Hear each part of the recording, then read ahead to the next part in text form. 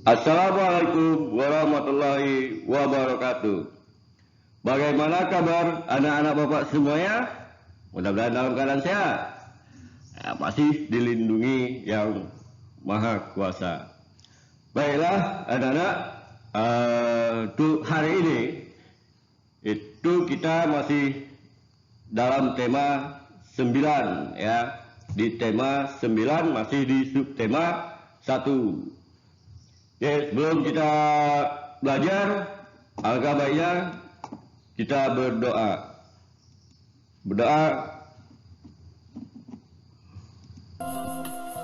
Bismillahirrahmanirrahim. Rabbi zidni ilma warzuqni fahma.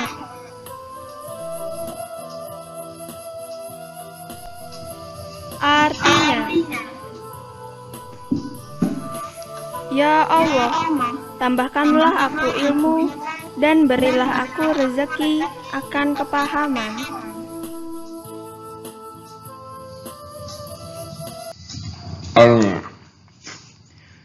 Oke, dengan berdoa tadi mudah-mudahan kita bisa melanjutkan pelajaran kita dan anak-anak masih tetap semangat ya. Biar anak-anak tetap semangat ya, biar kalian agar tetap semangat.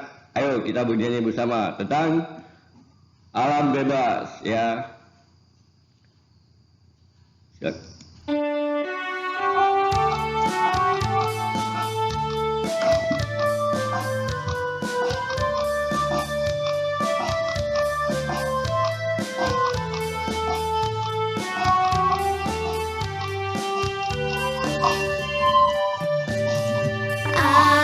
Alam yang luas bebas, kaya tiada batas, selalu sedia dia bagi kita semua.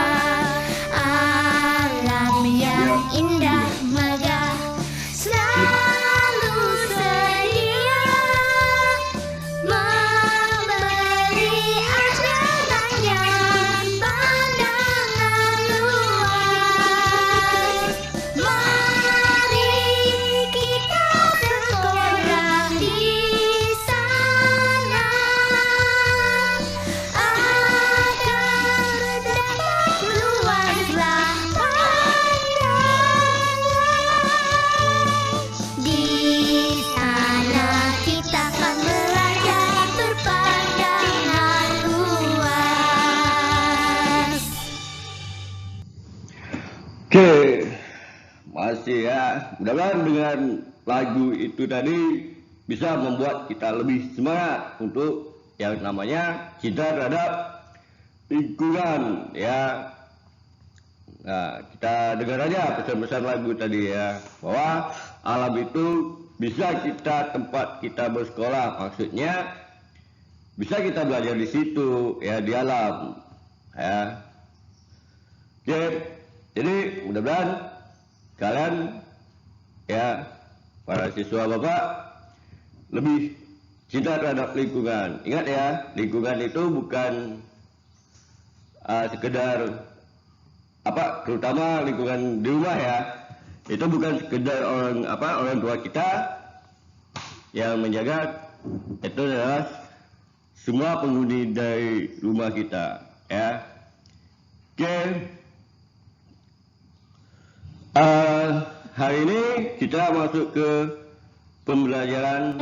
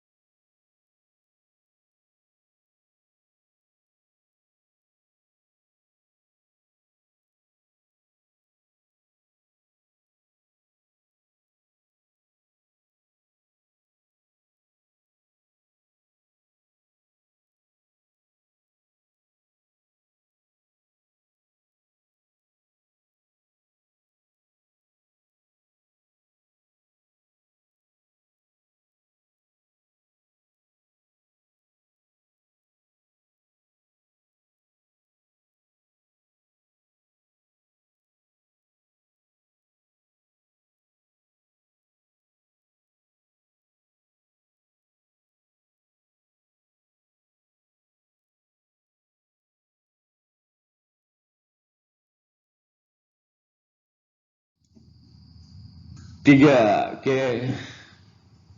Pembelajaran 3 ya. Kita masuk ke pembelajaran 3. Ayo membaca. Ayo, siapa yang mau membacanya? Ya. Oke, kalau enggak, Indonesia adalah bangsa yang memiliki banyak sumber energi. Sumber energi mulai dari minyak dan gas bumi atau migas sampai yang bukan minyak dan gas bumi. Non-migas. Sumber-sumber energi tersebut tersebar di seluruh pulau-pulau yang ada di Indonesia. Kesemuanya harus dimanfaatkan secara bijak demi kesejahteraan penduduk. Ya, oke. Memang kita tahu ya, Indonesia sumber daya alamnya sangat-sangat melimpah dan sangat-sangat disegani dunia lain ya. Contohnya kayak macam kita ya di daerah Kabupaten Siak ya, khususnya di Kabupaten Siak, itu sumber daya alam yang bisa kita manfaatkan seperti minyak bumi ya. Itu minyak bumi khusus untuk Kabupaten Siak ya, yang dikelola oleh perusahaan. Dan kalau kita seandainya tidak bisa memanfaatkan itu dengan baik dan benar, makanya kita nanti bisa mendapat kerugian. Ya, kenapa? Kita tahu sumber daya alam itu ada yang migas dan ada yang non migas ya. Di Kabupaten Siak juga ada non migasnya ya. Ya, contohnya sekarang yang kita lagi manfaatkan ya, listrik kita atau arus listrik kita itu berasal dari gas ya, yang terletak di daerah Kabupaten Siak ya, salah satu di kecamatan Kabupaten Siak ya. Oke, sumber daya alam ini dapat dibagi jadi dua. Yang pertama sumber energi yang tidak dapat diperbarui, dan yang kedua itu adalah sumber energi yang dapat diperbarui ya. Apa itu sumber energi yang tidak dapat diperbarui? Itu bisa alamatnya di sini ya, di bacaannya itu ya. Oke, sedangkan contohnya itu berupa di batu bara, gas alam ya, dan lain-lain ya, barang-barang tambang, termasuk minyak bumi. Minyak bumi itu adalah sumber energi yang tidak dapat diperbarui. Makanya kita harus bisa menghemat menggunakan yang namanya sumber energi yang tidak dapat diperbarui. Kenapa? Sumber energi yang tidak dapat diperbarui itu biasanya berasal dari fosil ya. Itu membutuhkan ribuan tahun baru ada lagi. Kalau seandainya udah habis, kita harus menunggu ribuan tahun lagi ya. Makanya kita suatu pemakai atau konsumen itu harus bisa menjaga atau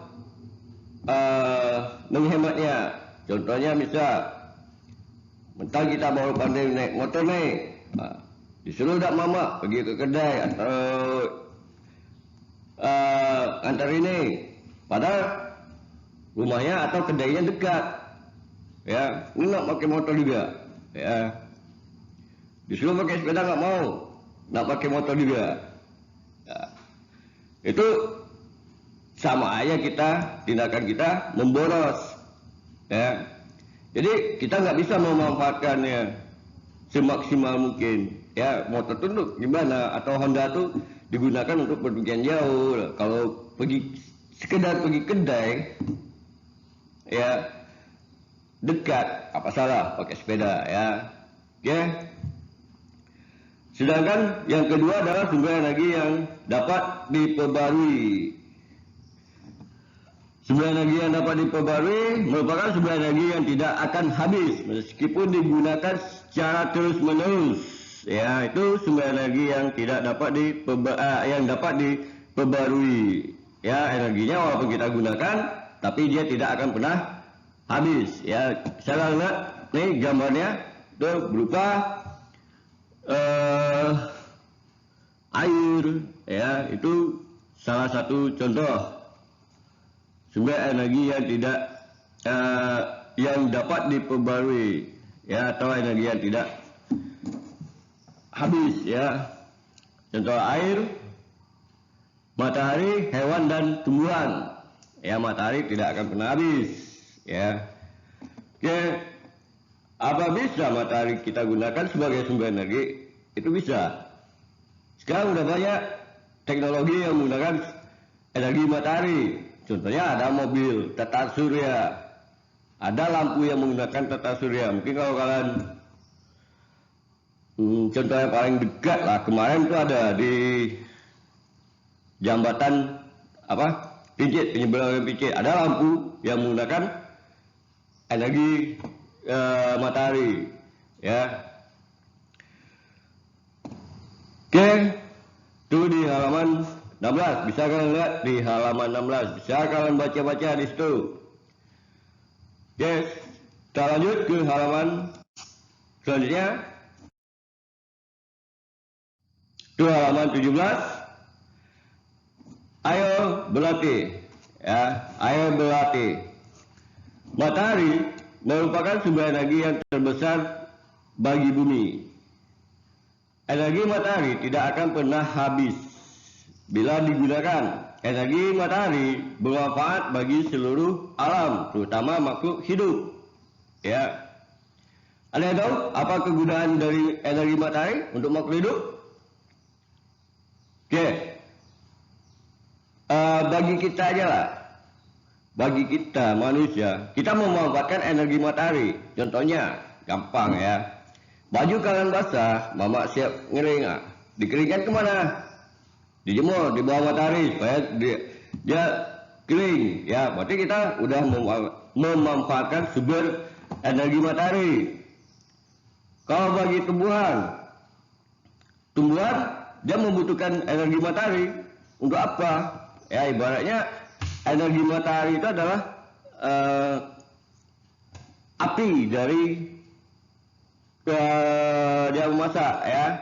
Jadi tumbuhan melakukan fotosintesis atau memasak makanan itu dia membutuhkan yang namanya energi matahari. Makanya kalau tumbuhan itu di bawah, di tempat yang redup atau di tempat yang teduh yang tidak kena matahari, itu tumbuhannya tidak akan cepat berkembangnya, ya, karena dia nggak leluasa untuk mendapatkan api memasaknya, ya. Apinya kecil, ibarat kalau di rumah lah, di kompor, ya, kompornya apinya kecil, jadi lama masaknya, ya. Oke, itu salah satu manfaat dari sumber energi matahari. Masih banyak lagi yang bisa kita manfaatkan dari sumber energi matahari, ya, untuk pembangkit listrik, ya, dan masih banyak lagi. Bagi manusia dan tumbuhan. Kalau bagi hewan sama aja, ya, dia membutuhkan energi matahari juga, ya. Kalau nggak dia butuh, dia akan kedinginan. Bisa dia dingin, dia membutuhkan energi matahari untuk memanaskan suhu badannya. Makanya kita sering melihat hewan duduk nyantai di tengah lapang, ya. Dia bukan duduk nyantai, dia duduk sambil memanaskan suhu tubuh dia, ya. Oke. Kegiatan ini akan memudahkan memahami manfaat energi matahari bagi kehidupan manusia. Oke. Buatlah peta konsepnya dengan mengisi kolom-kolom berikut. Ini dia peta konsepnya, itu di halaman 17, bisa kalian lihat. Manfaat energi matahari. Contohnya bagi manusia, bagi alam itu berarti seluruh, ya. Bagi tumbuhan, apa manfaatnya?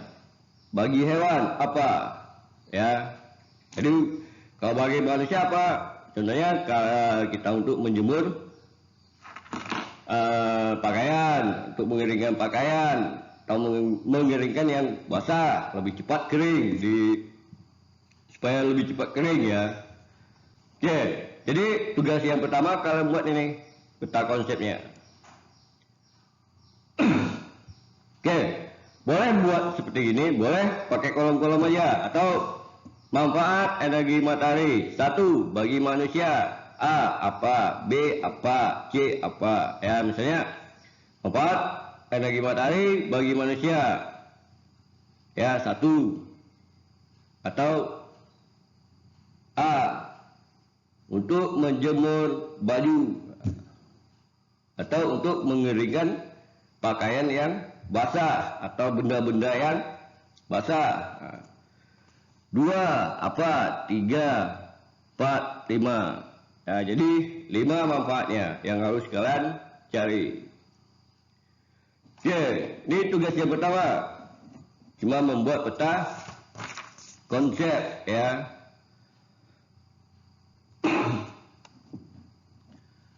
Oke, kita lanjut ke halaman selanjutnya. Di halaman 18. Ayo berlatih. Berdasarkan bacaan di depan yang tadi ya, di halaman 17 tadi, atau di halaman 16 tadi,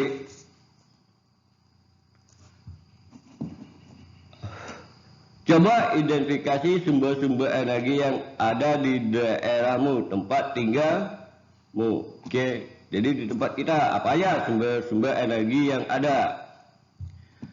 Untuk mendapatkan jawabannya, kamu bisa melakukan wawancara dengan orang-orang di sekitar tempat tinggalmu. Ya, kamu akan melakukan wawancara itu untuk memperoleh data mengenai sumber-sumber energi yang ada di daerah tempat tinggalmu. Oke, coba jawab pertanyaan-pertanyaan berikut. Jadi, tugas kalian itu gampang. Itu adalah mewawancara. Pura-pura jadi apalah? Wartawan. Mewawancarai atau kita menggali informasi dari orang lain ya. Apa aja manfaat,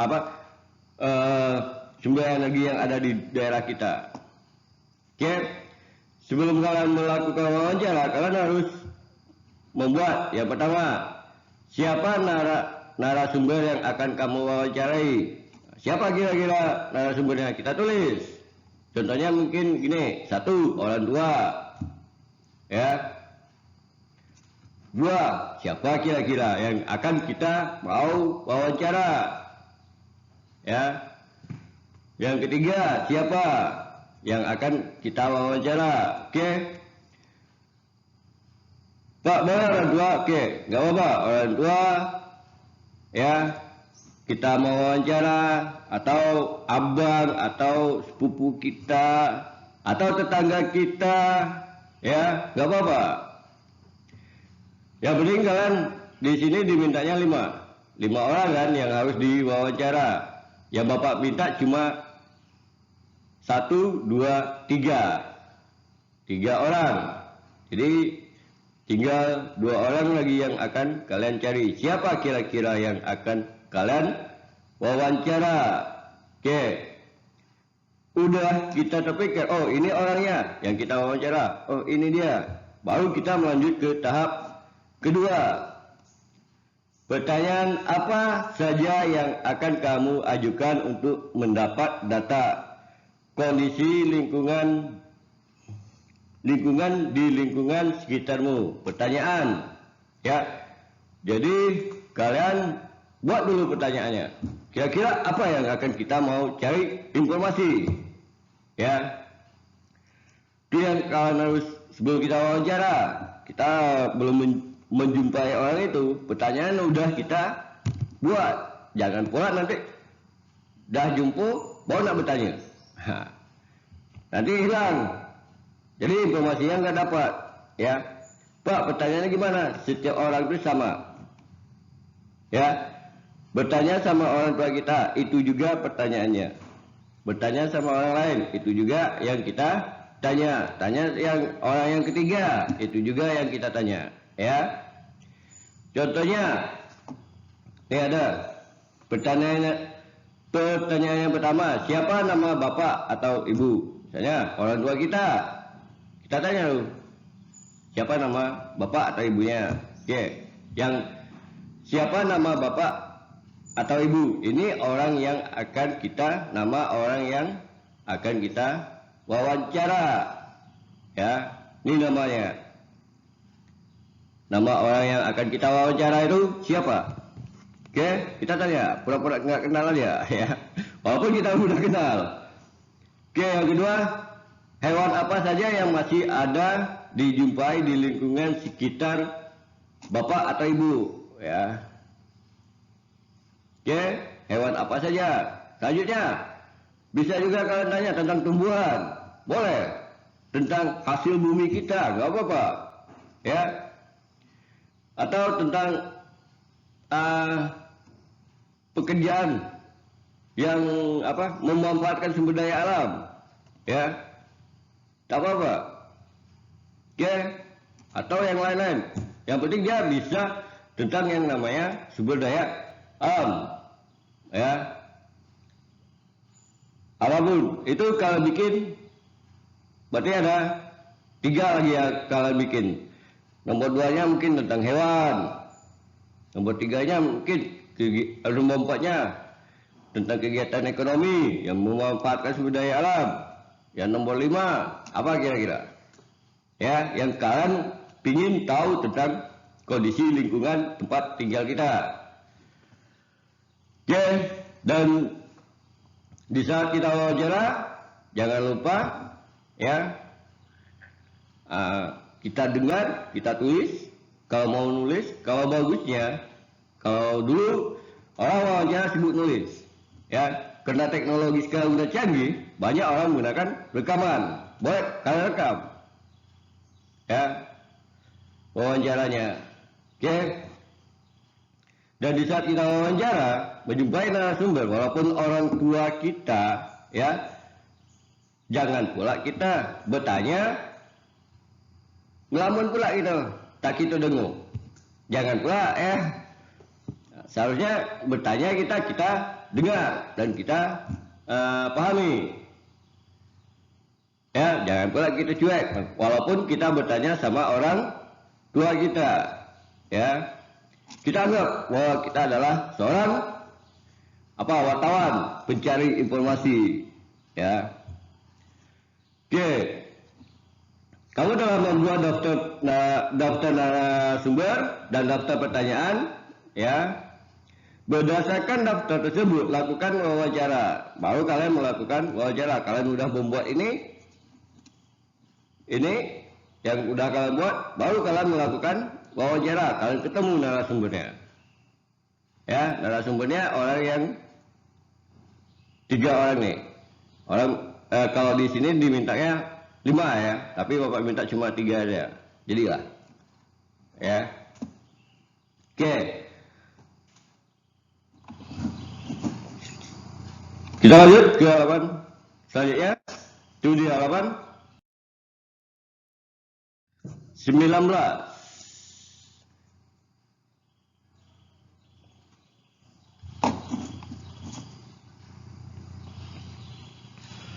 Oke, di halaman 19, di situ ada tuliskan hasil wawancaramu dalam bentuk berikut. Ya, ini dia bentuk laporannya di halaman 19, itu bisa kalian lihat, ya. Laporan hasil wawancara, tanggal wawancara, tanggal berapa kalian wawancara, ya, tanggal berapa, data hasil wawancara, datanya apa, tentang masalah apa tadi, itu datanya, data mengenai sumber-sumber energi yang ada di daerah, ya, itu datanya.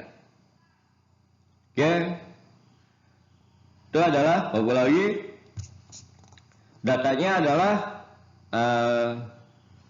mengenai sumber-sumber energi yang ada di daerah tempat tinggal kita, ya, khususnya di Prijit, ya, kalau bisa. Oke. Baru kita isi nama narasumber, pertanyaan, jawabannya apa? Misalnya nama narasumber, apa yang kalian tanya tadi? Ya, apa yang kalian tanya tadi? Apa jawabannya? Oke, jawabannya nggak perlu. Misal orang itu menjelaskan secara panjang, nggak perlu kalian tulis secara panjang. Maksud tujuannya itu apa? Ya, oke. Nanti nama narasumber kedua, ya. Apa yang kalian tanya tadi? Jawabannya apa? Terus narasumber yang ketiga, ya. Pertanyaannya apa dan apa jawabannya? Ya, jadi kolomnya harus agak lebih besar. Kenapa? Kita menggunakan 5 pertanyaan.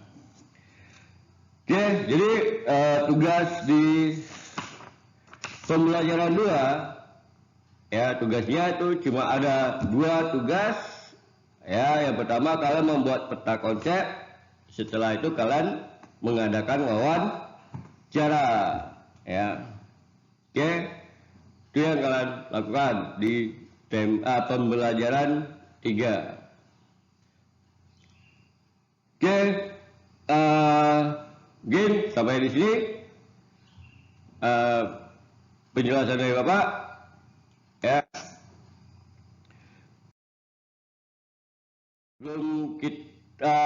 sebelum Bapak sudah tutup, ya, alangkah baiknya kita berdoa.